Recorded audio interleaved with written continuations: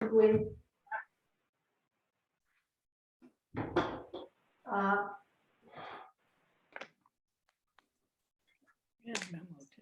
take some deep breaths and be sure you're comfortable wherever you're sitting. And just come into the awareness that the Spirit of God is within you and all around you. It's within each of us. It's all around us right here in the class. It's right here in the energy and the space that's between us and those who are online. So we all are in divine connection right now. Knowing that, Spirit, we give thanks for this time together, for the revelations, for the enlightenment, for the joy of being together and exploring together. We give thanks for a day that is truly a blessing to all of us. We give thanks again for your presence and power guiding and leading us in this time so that we say what needs to be said, hear what needs to be heard, and are empowered to do what needs to be done by us with zeal and enthusiasm. Okay, here we go. Eileen, hi. Judy, hi. Maya, hi. We have Jean Roberts, y'all, calling in or tuning in from up in the hills, Payson.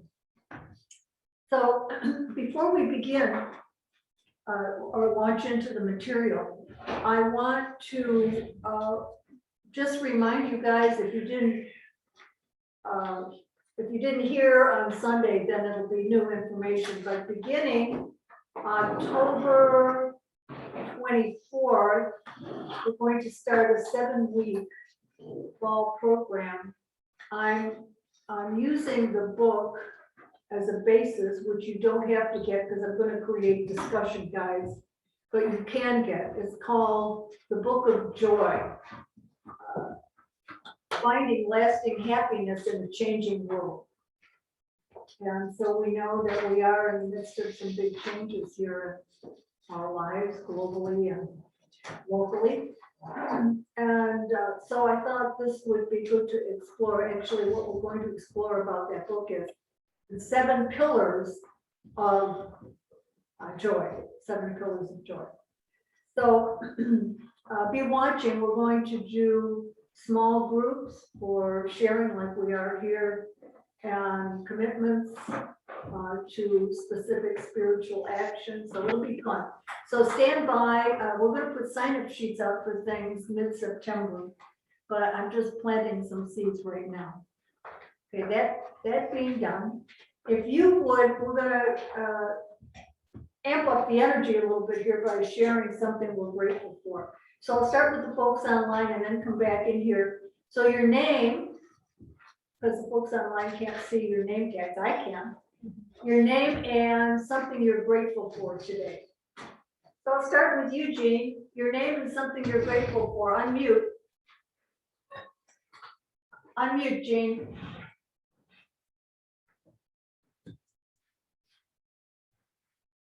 Can you unmute, Jean?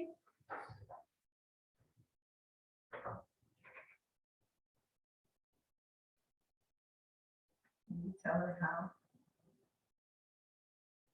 Kathy, can you help her? Okay. There Can you you hear me go. now? All right. My name is Jeannie, and I'm grateful to be out of the heat in Phoenix. Yay, great. And next, Betty Jo. Unmute. I don't know how she does that on the phone.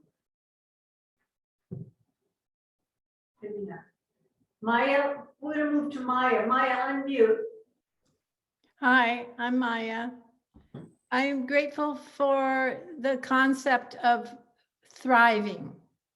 Thriving, great, great. And down to the Chandler connection. This is Eileen, and I'm grateful for the lovely moisture we had overnight. Yeah. Yeah. Judy? Yes, I'm grateful for the wonderful dialogue I had with my daughter this morning. Oh, wonderful, wonderful. Okay. Thank you all online. Betty Jo, do you know how to unmute?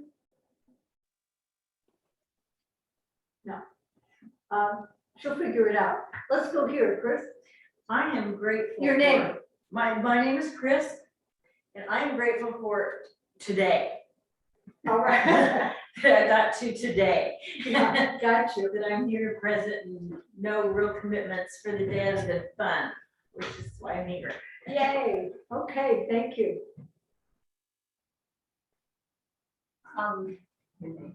Yeah. I had a. Your name? Joy. When I was doing the meditation a couple of months ago, the only thing that came through was help me, and I couldn't get it out of my mind. And Billy had said, well, that somebody is trying to get through to you, somebody is, and I'm like, who could it be, yada, yada, yada. Talk loud, Joy. Huh? Talk a little louder so they can hear you. Okay. And I mean, this story, I'll try not to make it long. But so I thought, well, I don't know who that would be. And then a week or so after that, my grandson called me, who is 28 or 29, has lived in a drug infested life most of his life with his mother. And I sort of gave up on him because I said, we cannot have a relationship the way you are. It's just making me sick. Anyway. Called me, he's living in Las Vegas for 1 year and wanted to come see me for my birthday. And I said, well, what kind of shape are you in? And he said, I've given up drugs, I'm eating health food, I have a job, I have an apartment, I have a total change around.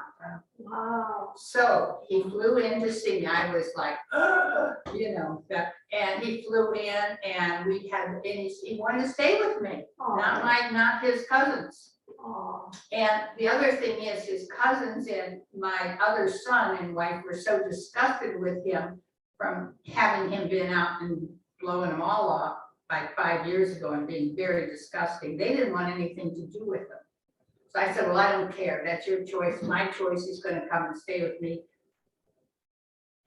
So long story short, we had a wonderful time. We celebrated my birthday. My kids got the grandkids. They accepted him back into the family.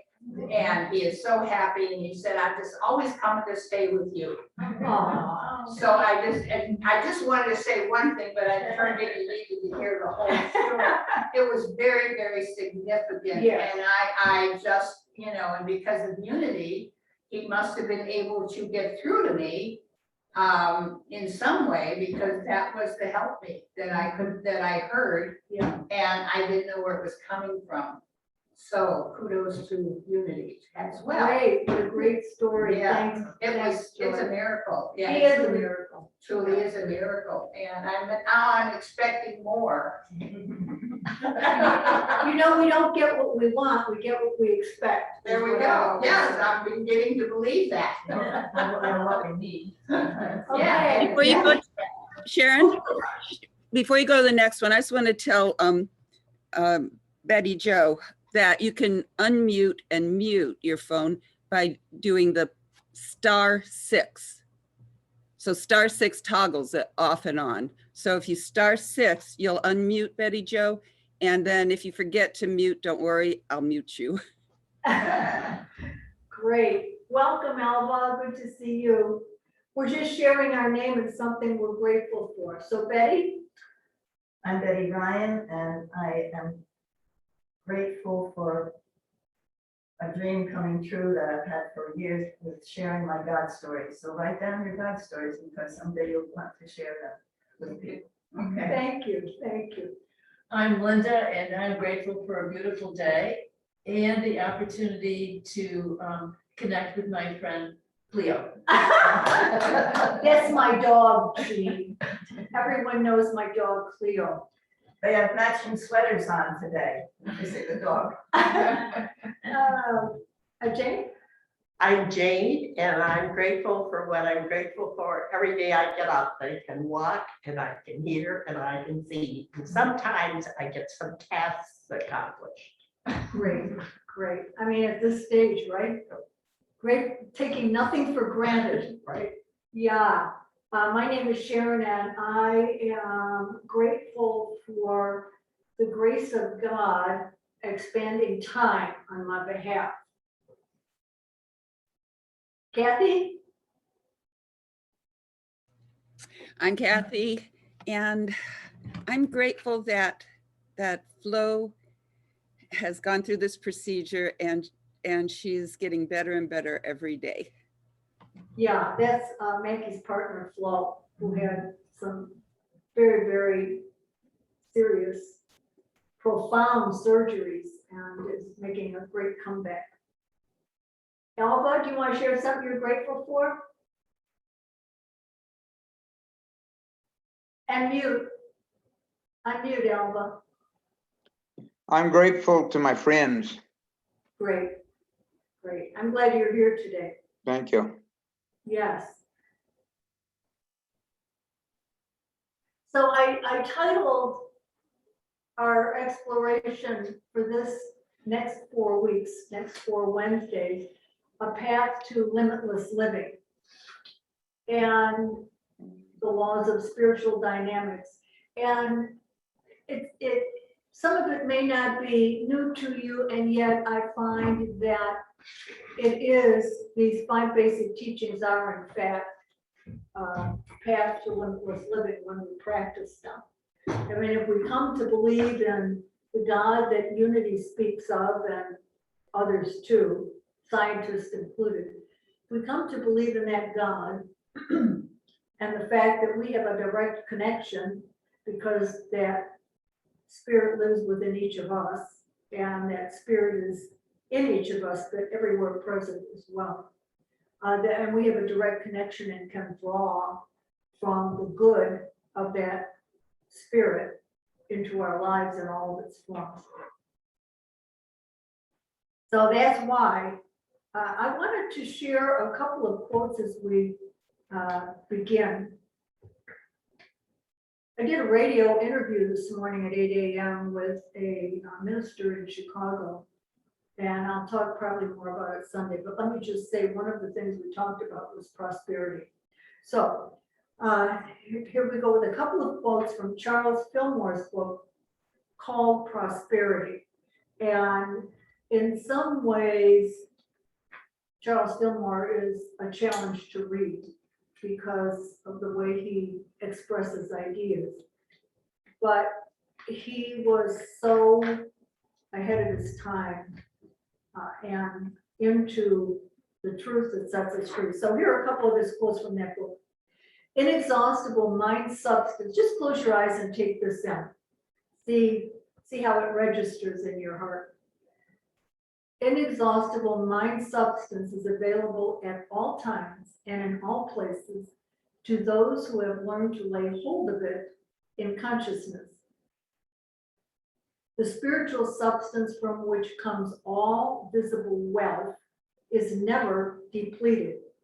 It is right with you all the time and responds to your faith in it and your demands on it. It is not affected by our ignorant talk of hard times, though we are affected because our thoughts and words cover our demonstrations.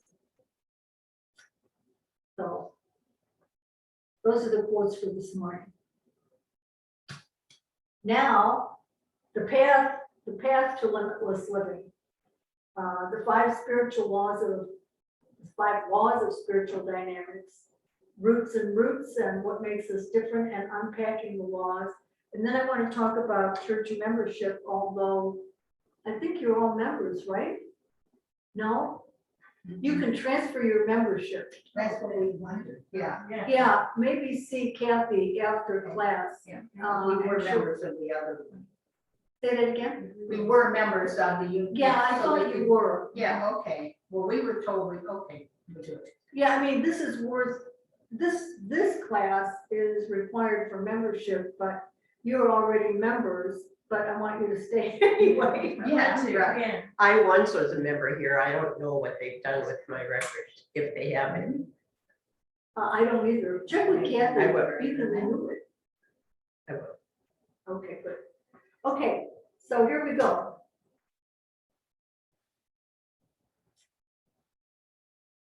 So what we're talking about here, when we talk about the nature of God, which we'll be doing in just a moment, is epistemology, from the Greek word meaning knowledge or understanding. And it's a branch of philosophy, as this says, concerned with the nature and scope of knowledge. So what can we know about God? What do you, let's look at the question right here at the bottom. What do you, K-N-O-W capitalized, what do you know about God? And consider for a moment, how do we know? How do we know what we know? All right, I'm taking comments. By what we experience. By what we experience, Betty said, great. This is Kathy. I know that God is all loving, and I know that I've always known that. I think of God, I think of Jesus, and my heart lights up. It's just, there's nothing unloving about God, and it's something that my whole self just knows. So you experience it as your heart just lighting up, this incredible energy in your heart, right? Yes, uh-huh. And I mean, that is a way of knowing, right? Just like when we get chills, do you ever get chills when you hear the truth? Mhm. You know, you get goosebumps? Yeah. Okay, and thanks, Kat. And Chris, what were you saying? It's kind of along those lines, you feel it.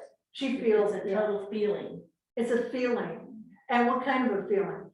a great feeling. It's an enlightening feeling. Enlightening, great. Mhm. And so there are certain words that are high frequency, right? And thoughts that are high frequency. So that you can say, Kathy can say, I can feel my heart light up. You can say, I experience it. It's a great feeling. Mhm. It's hard to describe that, the ineffable, Mhm. but we do experience it. And so one of the ways is feeling great, which when I think of feeling great, what makes me feel great? It is certainly joy, but it's anything that gives me more vitality and life and energy. Oh gosh, there's Cleo, everybody. Oh. One of her favorite places on Kathy's lap. Okay, who else? What do you know about God? Joy? I, just backing up to that question, I have changed my feelings tremendously about what I know about God, because I was raised with God being vengeful and out to get me if I wasn't behaved, you know, it was held over my head. So that's the way I always looked at God, is like, pretty soon lightning was going to strike me if I did such and such. So I just tended to ignore him, or the concept of God. So when I started Unity, I really didn't have any feelings about God one way or the other. And that seemed like the way to go. And then, of course, your Unity philosophy is so much different. So I'm learning, and I guess maybe trust has always been a huge issue for me, and with this concept as well. So I am learning to trust and to believe. So I'm coming from a little, you know, it's not always been, oh God, no, that was never mine. So I'm in that process. I believe, but I'm learning as well. Great, great, great. Can you all online hear us in here? Oh, fabulous, fabulous. Okay. Who else will comment on what do you know about God? What can we know?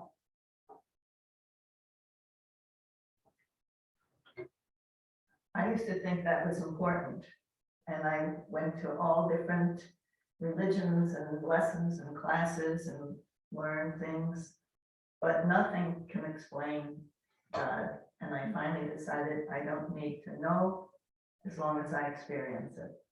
So, And how do you know when you're experiencing it?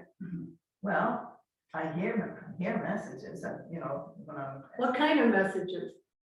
it's a conversation. And what kind of conversation? You're You're not getting off the hook. Yeah. Is it a negative conversation? Not unless it's something that I shouldn't be doing, I'm being warned not to do it. But is that negative? No, it's for my It's benefit. helpful, right? Everything is for my benefit, yes. Okay. And answers, like we say, answers to prayer. And there again, depending on what I think is the answer should be. When did I read that little quote? It says, we're so fortunate that God doesn't always answer our prayers because he has better ideas. I like that. Great. God doesn't always answer our prayers because God has better ideas. Yeah. Great. Who else? Online? Hello, everybody. Hello. Hello. I can share. Yeah, Maya. I've always been a searcher, and I can relate to what Kathy said, because as a child in growing up in a Methodist church, I just knew that Jesus was some powerful force of love, and I could really tell that, and I could see where what they were preaching didn't seem to align with that sometimes, that belief.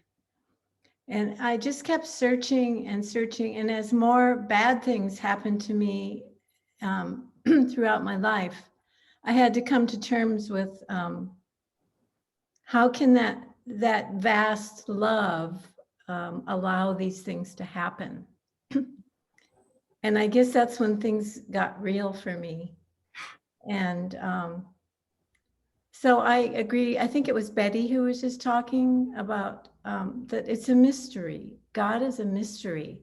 And every time I think I have it figured out, there's some new mysterious intuition that comes. So for me right now, my connection with God is through this inner, it's not a voice, it's a clarity, an inner clarity that lets me know when it's time to go this way or say this or do that. And that's what I trust. It's that relationship with that inner voice, and the rest is just kind of a mystery. And I don't feel all the joyfulness. So that's why I'm interested in thriving more this year and learning to bring more of that joy back rather than protecting myself from the bad parts of the mystery. That's it. So that's true, isn't it? That we cannot, at least at this stage in our evolution, grasp the totality of the great mystery.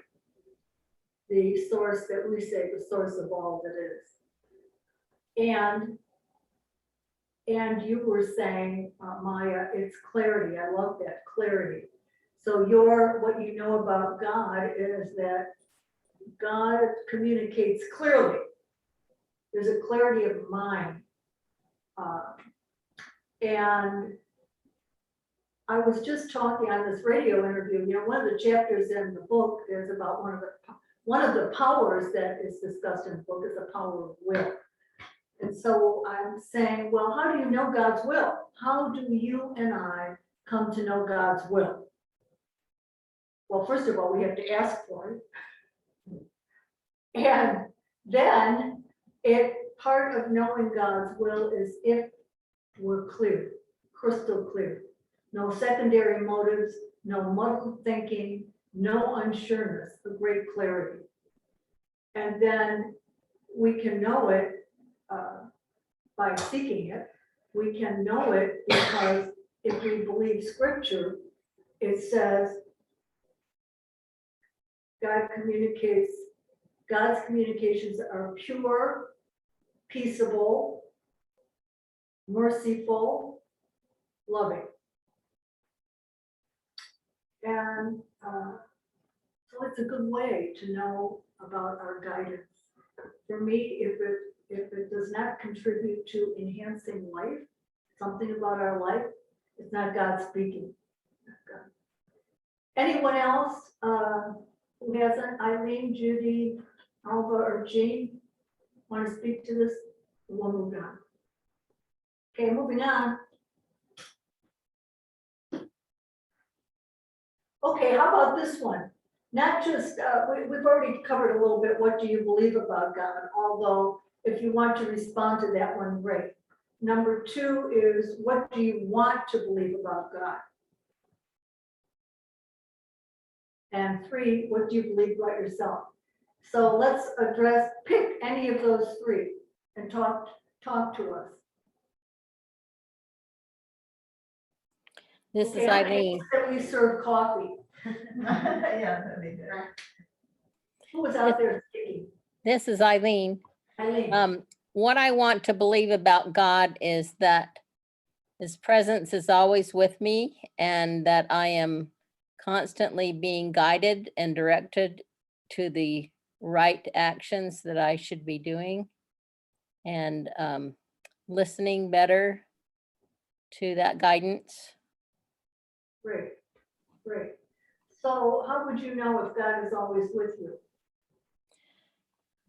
By being quiet and calming my mind to be open to those energies and thoughts and feelings that come through. Great, great.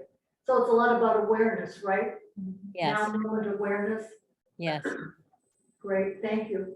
Who else? My background is very similar to what Joy was talking about.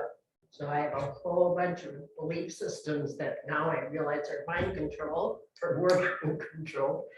And the chapter devoted to the agnostic made me think, well, I fit in right here, so this is okay. So I'm really interested in how unity handles this topic and figuring out how to get away from my, yes, but this is what happened, and this is, you're nothing but a speck of the wall, Yeah, that kind of training, Yeah. which I now realize is really mind control. yeah, So I'd like to have unity's mind control. yes. And it's the work of a lifetime. I call it source because that's easier for me than Yes. that word. And I also call it messages from the universe. Great. I got a message from the universe. Why don't you move out of the home and buy a house? Well, I didn't think of that, or I'd have thought of it earlier. Right. But that's what I call them because it's something that just happened. So I don't say God spoke to me. Well, and so can you get that was clarity? Yes. Clarity of mind and action. Right. There's a good sign that God is with you right there trying to guide you. And some of the times they're trying to figure how does he know everything about all these people? Googles it. Yeah, but we're gonna get to that in a minute when we take a look at what unity teaches about the nature of God. Ready? Yeah, I just want to add, Jane, you talk about the universe. I think that God has many names. And the Indians used to pray in a certain word and way and use certain words and so forth, and it comes down. Speak a little louder. We keep evolving and changing the name, but it's all the power that we feel that is omnipresent. I hate to use those words, because that's the way we were taught it in more strict view of God. But at any rate, that's we're talking about the same thing, this power that's with us all the time. And sometimes I think we question, how could God be everywhere? But I have a cell phone, and if my son is working in Switzerland and sends a message, it goes all over wherever it goes, and it finds me sitting here. So if we can design something that does that, how much better can God design something who's designed us, right? I love that, That's good. because it's great to look at those kinds of metaphors. like, did you all hear what Betty was saying as we're talking about, how is it, this source, this universal energy, how do we know it? And how can it be present for all of us? So Betty was saying, if her son in Switzerland can connect through the ethers, through the global energy, through the energy of the universe, so she can talk to him right here in Sun City, what more can God do? Or isn't that God in action in some way? Sure. We're using the energy The energy, for good things, yeah. exactly.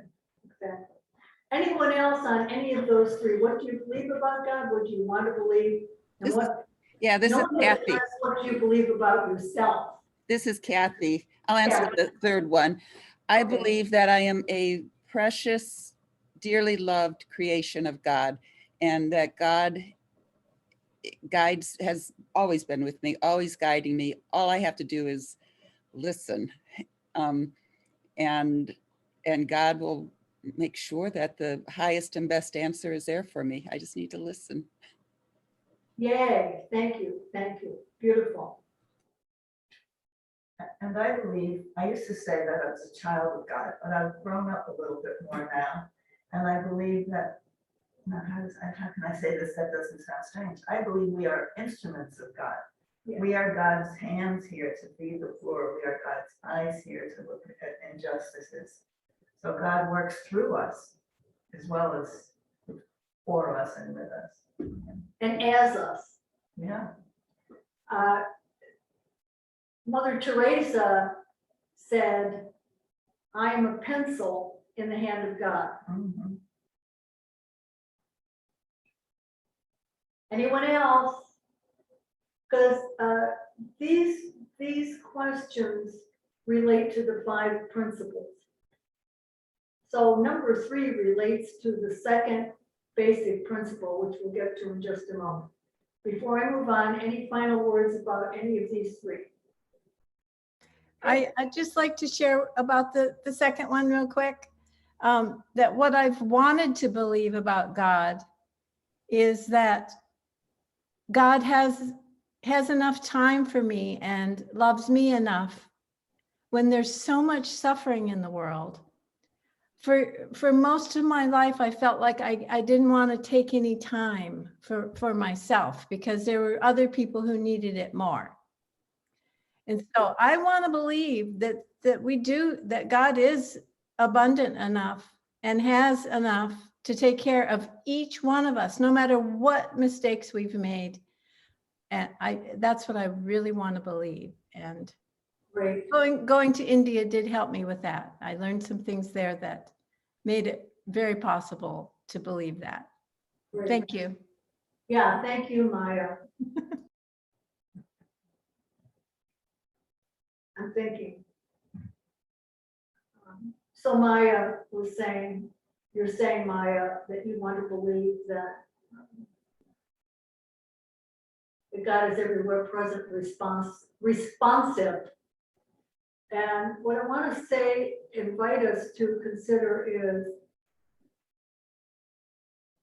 that our relationship, we have a relationship with God. It's either a good one or a not so good one, right? Right? Mm-hmm. I mean, think about your relationship with God. Is it life-giving or is it scary? And so we have a relationship. So think about all of our relationships in life. And I think life is all about relationship. I have a relationship with the chair I'm sitting in. I have a relationship with my bank account. I have a relationship with my kids, my grandkids.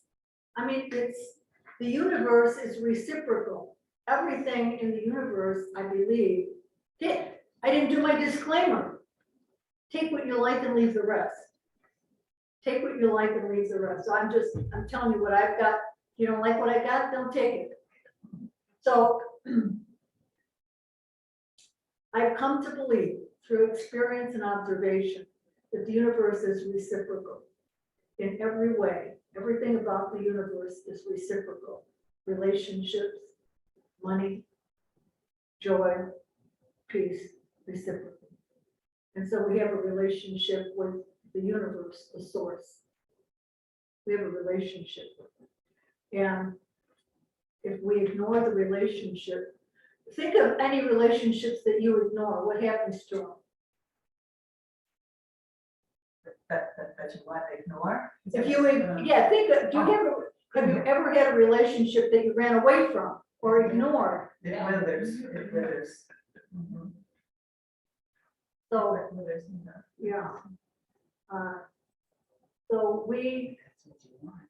if we want to come to know God, the source, the universe, we're talking about come to know is about having a relationship. And so we can think about, how do we have any relationship? Moving on. So someone was saying there are many names for God, right? So these are a few names for the divine and how the divine expresses. So Yahweh, these are all right here, Jewish, Hebrew. And so these are various ways that the Hebrews understood that God expresses. Yahweh is like the source of all that is, the great mystery. Jehovah is the indwelling spirit. Adonai is more like the Lord, the master, still about a relationship and an expression. El Shaddai is, even though it says El, it tends to be the feminine expression, the loving God.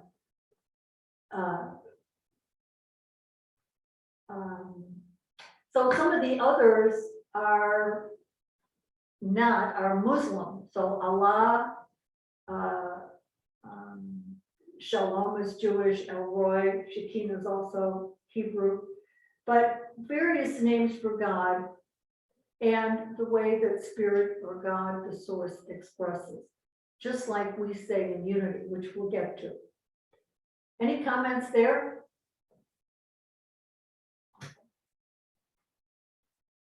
Okay, now we're going to talk about the principle or the nature of God.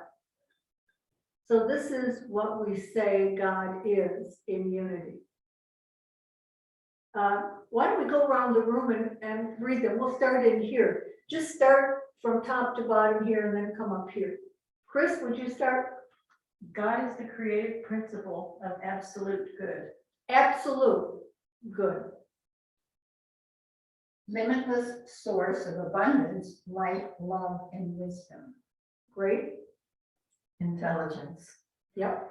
Transcendent and immanent. Is that- Yeah. Okay. Transcendent and immanent. Jane? God, is it 1P, 1P? 1P, 1P, one presence, one power. Oh, okay. One presence, one power.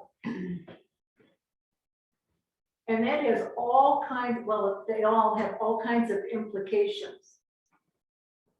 Let's start at the top with Maya. God is what? Spirit. Eileen? Father, mother, Yep.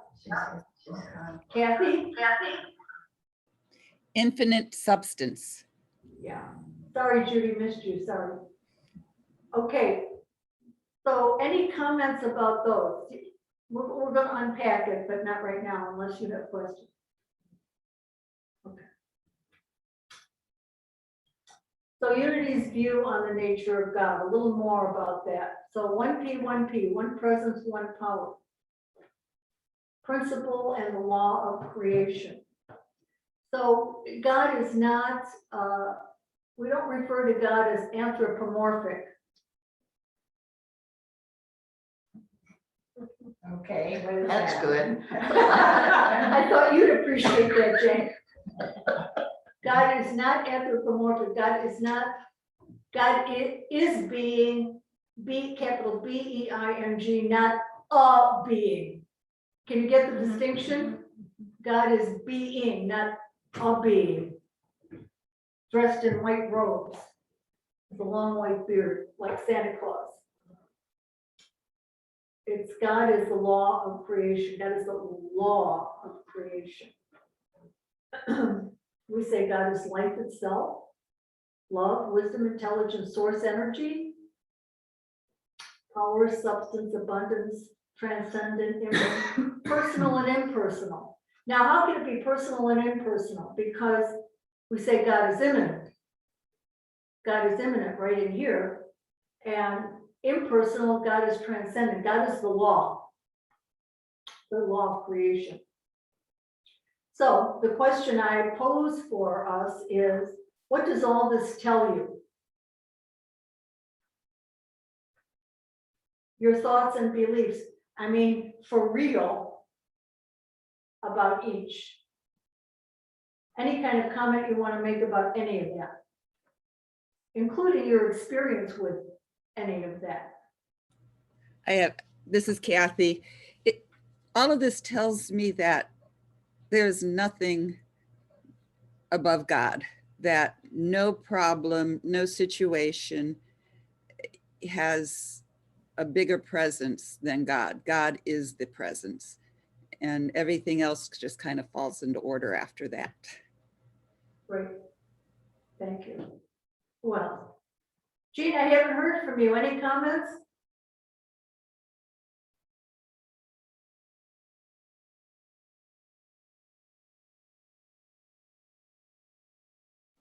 Oop. Jean, Oh, I see. I see I was muted. No, I don't really have a comment at this point. Okay. All right. Any questions come up for you? No. Okay. All right. So some commentary about what does this tell you, your thoughts and beliefs about each? This is Chris, Yes. and you could take almost any one of those alone, and it could stand alone. Yeah. For God, Yeah, and put them all together, it's huge. it is, huh? It is huge. It's more complicated. But It's profound, it takes isn't it it? all in. Yes, Mhm. it seems, but even one of those does seem to stand alone. I mean, God is power, God is source energy. Mhm. God is the substance of all that we create. This would not be here if God were not substance that someone had an idea about and did something about the idea. I'm wondering if I should say this now. I think I will. Because it's, oh, I'm getting there. Wait, let me get there. Remind me that I wanted to say something. No, I think I'll say it now, and it bears repeating. So we say that God is the source, is source energy, and God is the power that moves that source energy, and God is the law of creation. And so I mentioned, okay, this table would not be here if someone did not have this idea. I need something to put my food on, my glass on, my this. Has this idea and use the source energy that God is inspired to create something like that, which is the same for the rocket that gets people out in space and landed on Mars and all, all of that complicated stuff, source energy. So the law is the metaphysical trinity. So we've all heard of Trinity, right? If you've been in a church, you've heard of the Trinity. Father, Son, and Holy Spirit, right? But we say in unity there's a metaphysical trinity. Mind, idea, and expression. Divine mind, God mind, idea, expression. So the creative process is not complete until something is expressed. That's the table. That's important for us to know in terms of our own dreams and desires. That's all I'll say about it. Any comments? This is Eileen. I was going to say, as far as one power and one presence, that I'm a part of that one power and that one presence. And we're all a part of that one power and one presence. And the more we tune into that, the more connected we become. And as you go through your day, you get those inklings from those other people who are connected with you and on the same wavelength, where suddenly, you'll think, I need to call so-and-so or whatever. And I just love that thought that we're all a part of that source energy. Yeah.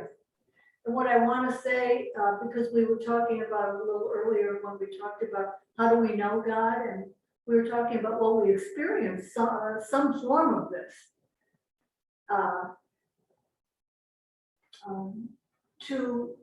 To say that the more we notice some form of this, of God active in our lives, the more active we see God in our lives. Follow what I'm saying? It's like the more we give thanks for anything, the more we get to give thanks for. So the more we notice God and give praise to God, or say thank you, God, for the simplest little things, the more we get to see God in our lives, active in our lives, guiding us, or putting us in the right place at the right time, which Eileen was saying. She got this idea, or she talked about the idea to call somebody or talk to somebody, and then the call comes. And then she notices, oh, this is divine source in my life, where I'm on the same wave, we can be on the same wavelength. And hence our life becomes synchronous. Any other comments about this one?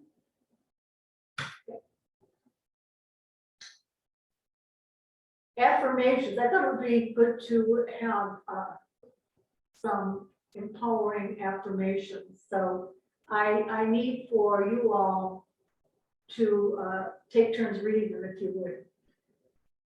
So I need a loud voice. Linda, okay.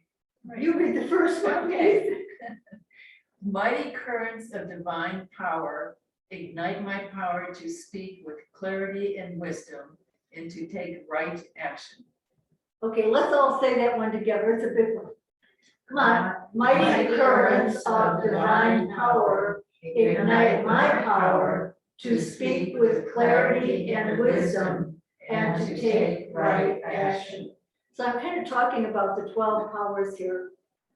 Divine power, one of our powers, ignites our own power to, for example, speak with clarity and wisdom and take right action. So divine power is always some activity. We say in unity, power transforms energy from one plane of existence to another. So think about it.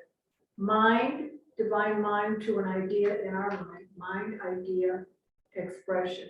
Transforms a thought to a word into action. Let's read the second one together. The abundance of God fills me with prospering ideas and infinite blessings. So the abundance of God, how does the abundance of God express itself? As prospering ideas in our mind. Prospering ideas. A prospering idea would be, well, Eileen is always doing something that prospers. Just gives out pens. But any kind word is a prospering idea that we've acted on. Any generosity is a prospering idea that we've acted upon out of the abundance of God. Let's say the third one together. The life of God in me blesses my whole being now with vitality. So how do we know God is life? Because we feel vitalized, energized. There's Cleo. He's feeling Could vitality. Could I just say something? Cleo was energized. What, Betty? Say something about that first paragraph, the picture that came to me. It says, mighty currents of divine power ignite my power. Uh-huh. On Christmas Eve, I remember here at Unity, we used to have candle lighting, and there was one candle that would start and light the next and the next, and it never diminished. Everybody had a portion of that light, and that's kind of the way I feel that we have a portion of The one divine light. power. Yeah. Yeah, we each have it. So we're gonna get to number 2, our second basic belief, which is related to that. Then I wanted to share this from Imelda Shanklin's book, What Are You? It's really a good book. We've got some of them in our library, I think. But she said, Maya, would you read this one for us while you pray? While you pray, read, meditate, practice spiritual truth, a flicker, then a beam, then a full light of restored consciousness will dawn, and you will know yourself. So what does this say to you? Her quote.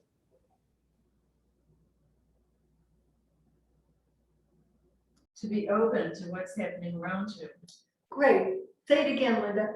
I'd say to be open to what's happening around you. Be open to what's happening around you. Great. So say more about that. What do you see? Well, sometimes it could be light, it could be pictures in your mind, it could be ideas, Great. different thoughts. So while you pray, read, meditate, practice spiritual truth, a flicker, then a beam, then a full light of restored consciousness will dawn, and you will know yourself. And I can attest to this when I talked about that clarity that that I know is God in me. Sometimes I have to wait a long time to get clarity on things, and it starts as a little, just a passing, like a little thought that jumps through my consciousness. So when you were saying to Eileen about how it takes awareness, you have to be paying attention for those little flickers. And then if it returns, that to me is a sign that something's growing there, some sort of clarity is growing. And then when it comes to that full light in me, I know it's time to really pay attention and form some sort of an action out in the world based upon that clarity. Great, thank you so much. Well said. Anybody else on this one? This is Eileen. Sometimes for me, it's a whole energy, like I'm overtaken by the spirit, like with energy, a flow of energy. I can't quite explain it, but it's like you get flushed with that energy that you know it's the right action. Right, right, right. So it is that clarity, but it's an energy too, huh? That you feel and experience. Yeah, great. Anybody else? Well, I think we have to notice here that praying, reading, meditating, we are thinking. And the saying is, I am the thinker of my thoughts. So as long as we keep our thoughts focused on positive and healing things like this, and eliminate the static of all the worry and all the things that we think about that are not productive, as we keep that channel open, then we can see that light come in. Great. So it's about keeping the channel open and through spiritual practice, right? Right. Because spiritual practice is high energy. Praying and meditating is on spirit, on spiritual things. It's high energy and it's transformational energy. So scripture says the darkness cannot overcome the light. The light always trumps the darkness, which is to say spiritual energy will always trump negative energy. Which is why we can say we can reprogram our consciousness, because divine ideas, high ideas, spiritual ideas like love will trump a negative one. As long as we stop thinking the negative one. Okay, moving on. So we did the first spiritual law, which is 1P, 1P. One presence, one power, and we elaborated on that. So God is the creative principle of absolute good, is the first principle that we teach. Quantum physics. I mean, I remember hearing this way back in the 80s, and I'm sure it existed before then, because the more research I do, the more I read about scientists back in the 1800s who were researching energy. And quantum physicists say that the universe is love energy. Love. So, do you know what I just noticed? Do you see this picture of the buildings? Do you see the form that's created with the photograph? What do you see? A cross. A cross, right? I didn't notice that when I picked it up. I liked it. Okay, back to the second law, or the second basic principle, as a part of the path to limitless living.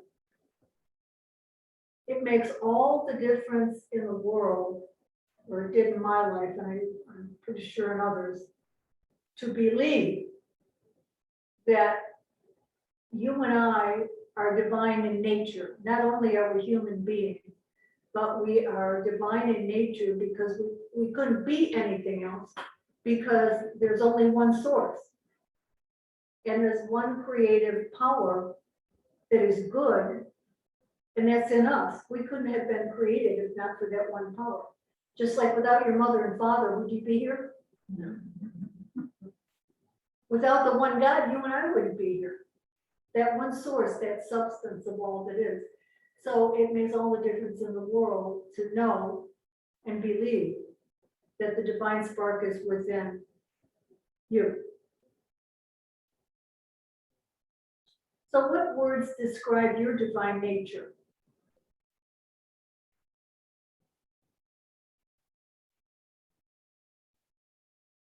Think about what we say God is. I have one. What? I'll say creativity. Yes, absolutely. We could not be creative if the divine spark were not within us, and we are infinitely creative, are we not? You know, when people say, "Oh, I'm not creative," I go, "Oh," because we're always creating something with our thoughts. But if we really intentionalize that, all that creative energy, we get to create what we want rather than what we don't want. How many of you have ever created what you don't want?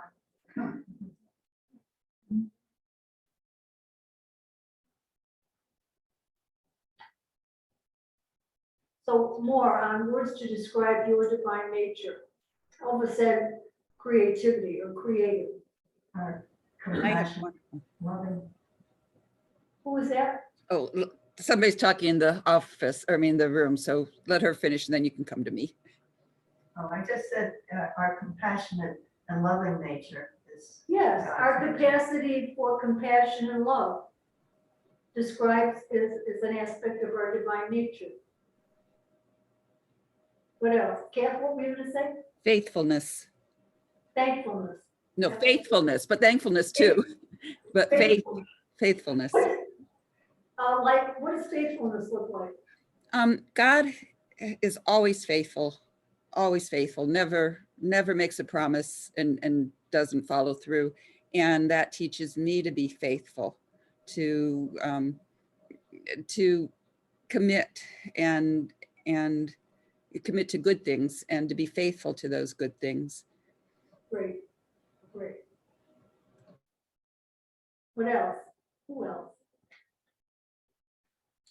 This is Chris. I think a lot of divine nature is curiosity. Curiosity, great. And that brings us here, curiosity, Yes, always striving to learn more. yes, striving to learn more. If you guys didn't hear Chris, yes. Yes, knowing that there is more, right? There's always more. Great, This is Linda. I would add gratitude. great. Gratitude is part of our divine nature, feeling grateful, because it's an aspect of divine love expressed. Anything else? How about taking good care of your body? Oops, oops.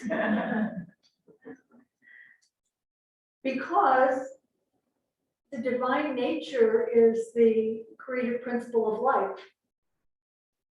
So, for example, drug addicts have missed the message. Violence has missed the message.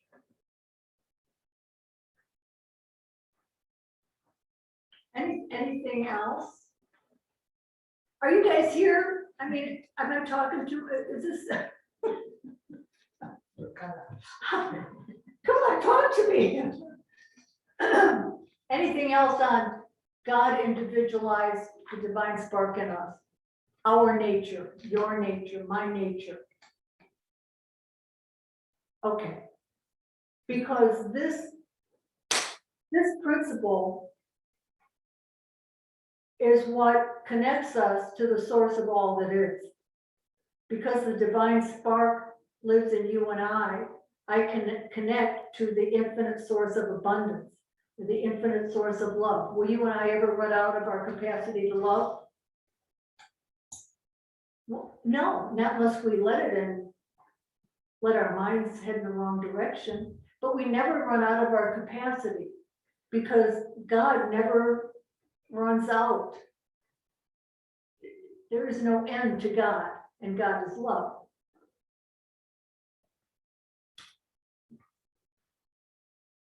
So Deepak Chopra, this is a big one. Alva, can you read this one for us? That deep resonant voice of yours? Unmute. I want to offer the possibility that Jesus was, as he proclaimed, a savior, not the savior, not the one and only Son of God. Rather, Jesus embodied the highest level of enlightenment. Jesus intended to save the world by showing others the path to God consciousness. Deepak Chopra, whatever. What is the path to God consciousness? Why pursue it? Yeah. So imagine a Hindu talking about Jesus. Deepak.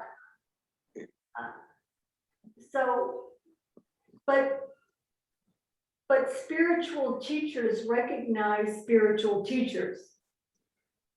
So even though Deepak Chopra is a Hindu,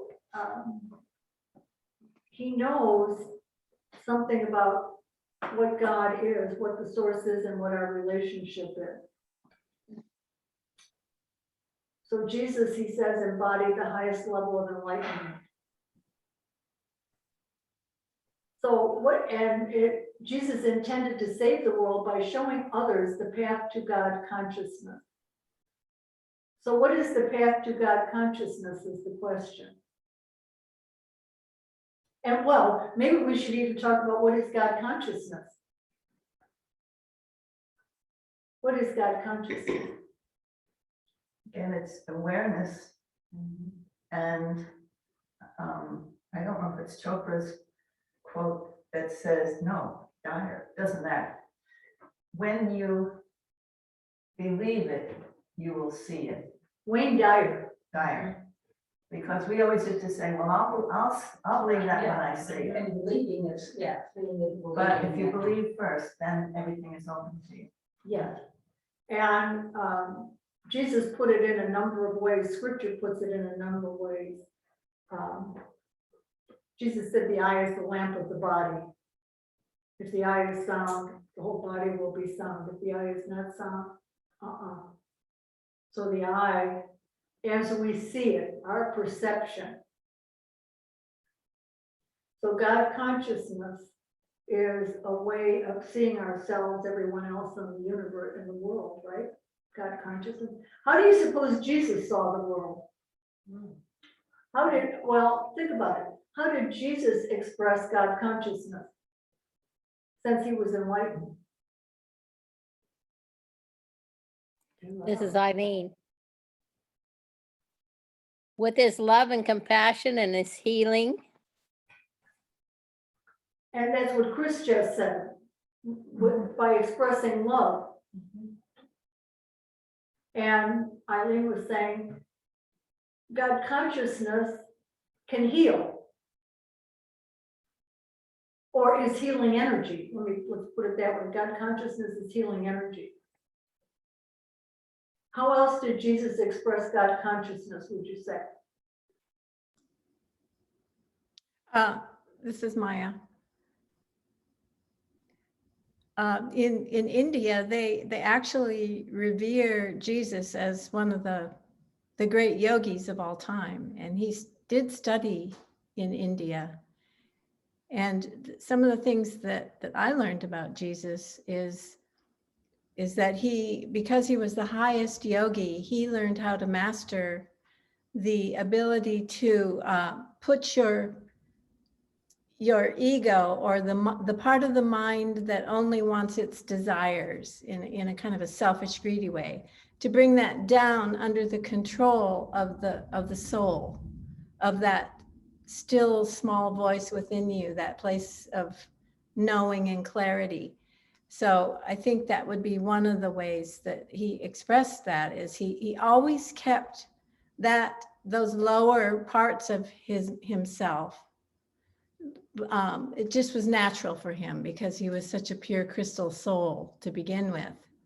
And so he shows us the way to really keep those greedy parts of ourselves, the parts that are natural to be, they're the human parts of us, to be negative and to complain and to see the bad in everything, to keep those things below the higher part of ourselves, always striving to keep them down, not particularly not acknowledge that they're there. If we acknowledge that they're there, that is part of being human, but we can choose to keep them from making our decisions for us.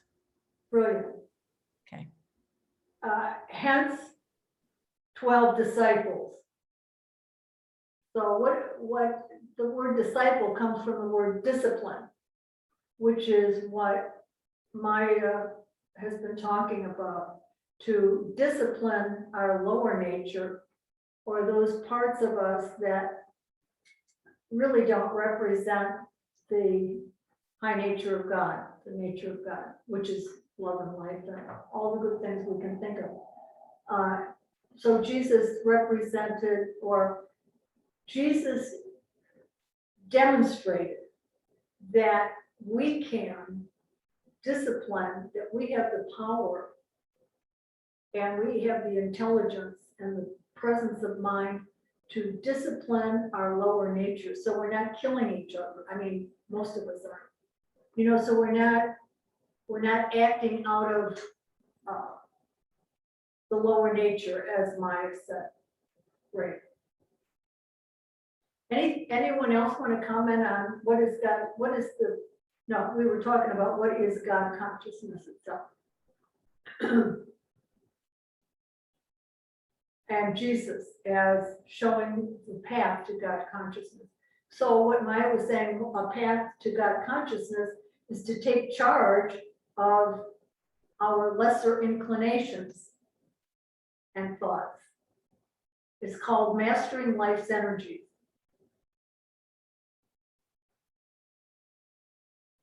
Any other comments on this one? Okay. Still with principle number 2 and from Imelda Shanklin. Who will read that one for us? Loud and clear. I'll read it. Thanks, Eileen. You are a soul that has forgotten its divine identity, a soul now struggling to remember in the mists of time and in the confusions of experiences that you are the living Son of the living God. Spiritually, you are an idea in the mind of God. That idea must be given expression in you. Great, thank you so much. So I hope this doesn't sound redundant, because we've touched on it and walked around it a little bit this morning, or quite a bit. How do you give that idea expression? Spiritually, you are an idea in the mind of God. How do you give that idea expression?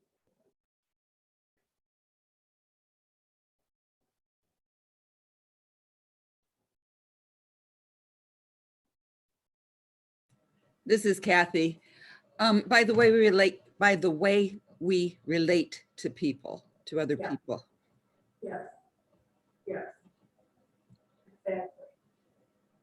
By the way we relate to people, we give that, do we give that idea of God in us expression by acting on any fear?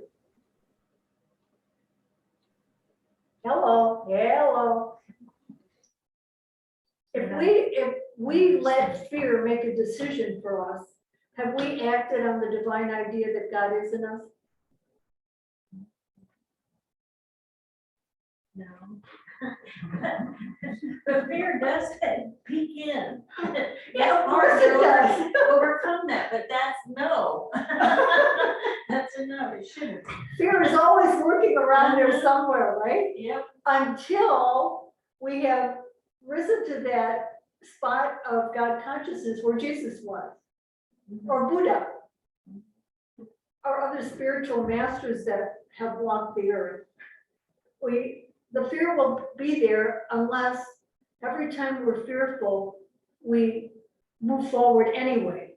We do not let the fear stop us or inform our decisions. Unless it's reasonable. You know, if they're saying there's going to be a hurricane coming, I'm not going to go stand at the beach. Because wisdom has to come in there too. Yeah, So Joy? always then fear can be good if you know what it is, or you want to, if it's if it's like you're driving or like the beach, like you're saying, and it's like, I better not do this. That's probably, I mean, in some ways you could look at that as fear, but then on the other hand, you could look at it, there's a message there like squint. So the fear, I mean, I don't know, is that fear or not fear, or is that your I don't know. I mean, sometimes it's fearful. I never thought of it. I mean, it's bad, but I thought sometimes it kept us from doing things that we would not have a good outcome. So maybe fear might be cautionary rather than, is that, I don't know. So Joy was saying fear could be cautionary.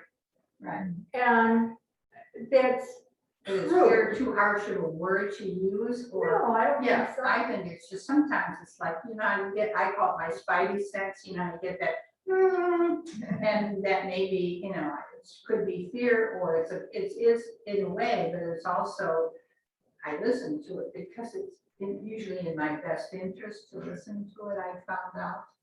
Well, But is maybe it's a reframe. Maybe the reframe is it wisdom trying to guide us? Maybe, yeah. Because fear is always around, and I mean, when I think about this, let's just explore it a bit. If fear were cautionary,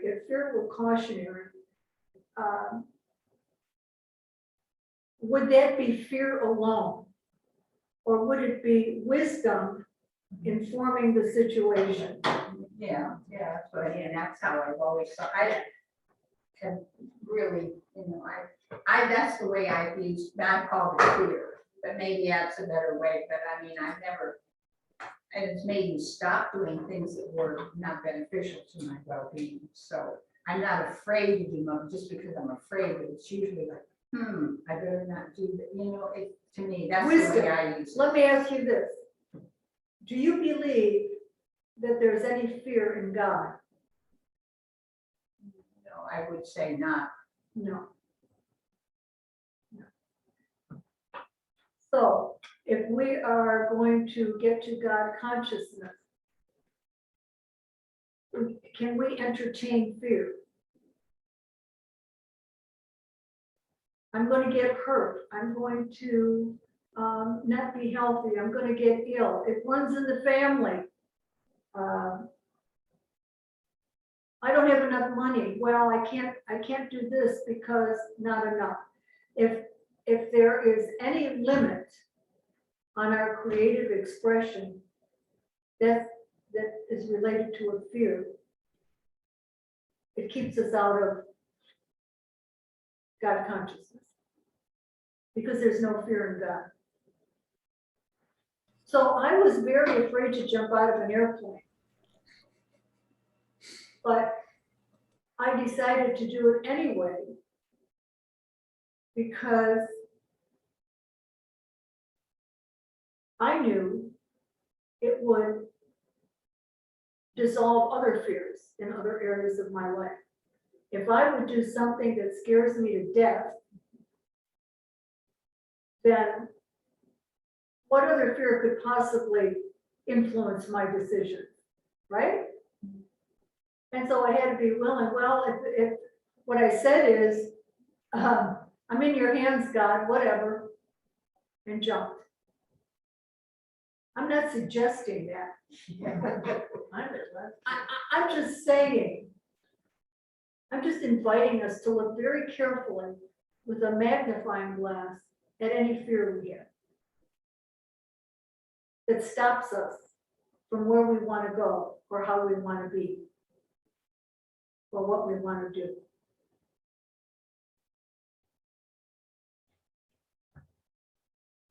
So I think maybe, there are flip sides to that coin. On one side of the coin, I'm thinking fear, and on the other side, there could be love. Am I afraid to express my thoughts or whatever? On the other side is love. Well, if I express it from love in my heart, then I'm okay. On the other side of the coin of fear could be wisdom, could be power.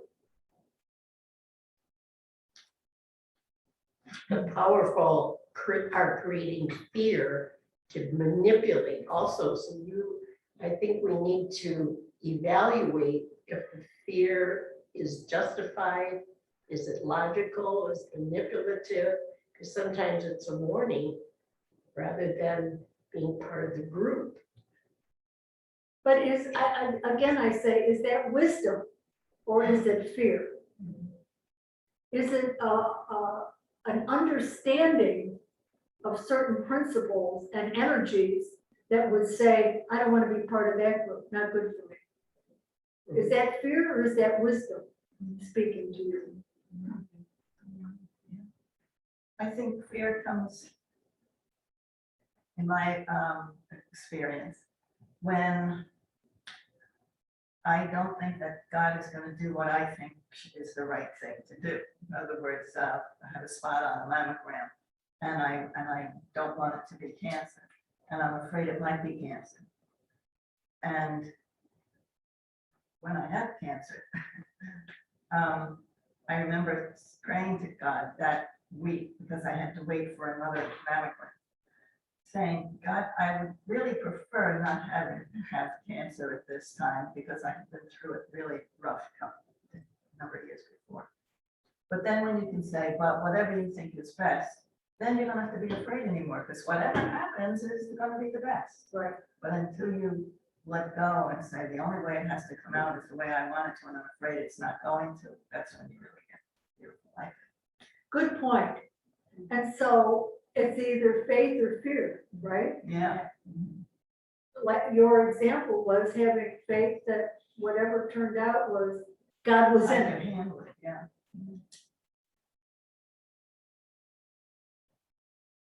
I think we're going to close here. I think this is enough of a meal for I this hour of the day. have to go to my Zoom meeting. Okay, thanks for being here, Betty. Take care. Thank you. We're gonna pray out. But any final comments? We'll pick up again next Wednesday on the rest of the principles. And then, of course, I'm going to talk about some of the distinctions and some of the frameworks in the spiritual frameworks that help our practice, help our life actually. So any final words before we pray up? Okay, all right. Jean, glad you joined us from up there in Payson. Thank you for being here. Alva, glad to see you. Glad to see all of you folks online. Thank you, and all here. So take a deep breath. What I want to say is, this is an investment. Being here is an investment in your spiritual, mental, emotional, and physical well-being. Because we've been exploring spiritual ideas, high energy ideas, then it's a good investment. So God, we just give thanks for this time and for the blessings in this time, knowing that all of our thoughts and expressions, our contemplations are a blessing to our body, to our mind, to our emotions, and to our lives. And so we go back into this day with a sense of enthusiasm, excitement, and expectancy. Thank you, God. Amen. Thank you all. Thank you all. Thank you. Bye.